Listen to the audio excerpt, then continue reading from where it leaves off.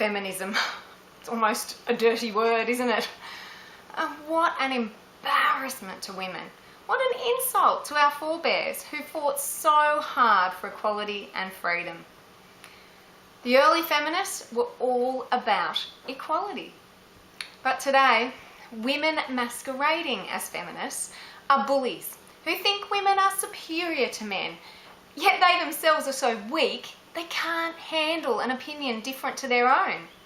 They cry foul at every opportunity. They're offended by everything, and they are so pathetic they need safe spaces and trigger warnings. And all they seem to do is whinge, whinge, whinge. Reason, the ability to think rationally and apply critical thought, is a foreign concept to some of these so-called feminists. What about this example? Last week, Mia Freeman couldn't believe a gay man would work for Erica Betts, and was especially offended by the fact he does not support same-sex marriage. Newsflash, Mia, there are plenty of homosexuals who don't support same-sex marriage. Unfortunately, many are intimidated by bullies in politics and in the media and aren't too scared to speak out. But an increasing number are having their say. Some contact me, ask me to speak out. Others have their say on social media. And then we have people like Clementine Ford, a foul-mouthed bully who thinks misogyny by white men is unacceptable, but is totally cool with ideological cultural misogyny enforced by many Middle Eastern and Islamic cultures. And I would be remiss not to mention feminist Hillary Clinton, maximum offence at Trump's words years ago, which were horrid, but were just words, and yet she ignores or defends her own husband's womanising and misogyny. Let's not mention the crimes she's committed and gotten away with so far, and the way she encourages bullying at Trump rallies is simply unbelievable.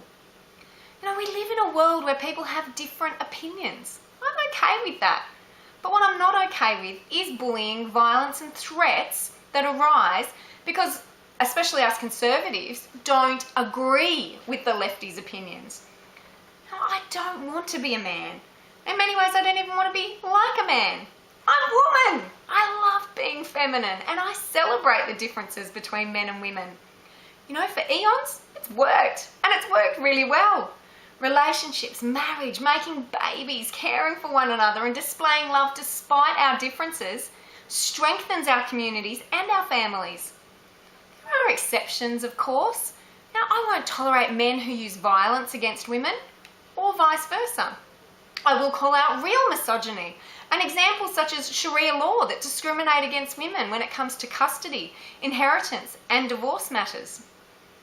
I despise the way Islamic culture excuses and endorses the dehumanising garb that amplifies attitudes and beliefs that women must be covered up. Now, it's men who are the problem, not women. If a man cannot control his sexual urges around women, he should be banished, not the woman. It's completely and utterly intolerable that Islam endorses and encourages child abuse by allowing adult men to marry defenceless, innocent, helpless little girls. FGM, honour killings and cruel punishment for sexual activity is not acceptable. These are genuine human rights abuses, and they're happening both overseas and in our own backyard. This week there were reports a judge in Australia refused to recognise an Islamic divorce and the unfair awarding of a majority of property to the husband under Sharia. Good! But the thing is, many Muslim women are too afraid to go through our court system to get justice because they will be ostracised, alienated and even punished by their own Islamic community if they do. You know, there's so many faux feminists who are an embarrassment to real women, strong women, courageous women.